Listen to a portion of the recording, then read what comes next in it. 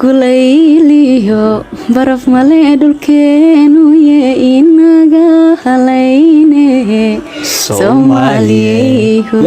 hoodaala weeyaan deegaankiisa hodanka loo wada hamuuntee hibad waxaad ku leedahay dhulkaaga hooyo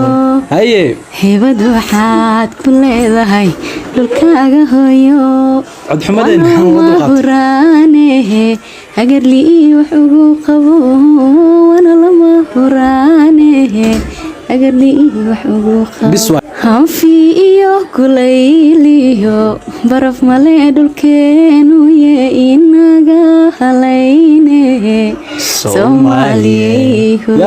hoodaala weeyaan deegaankiisa hodanka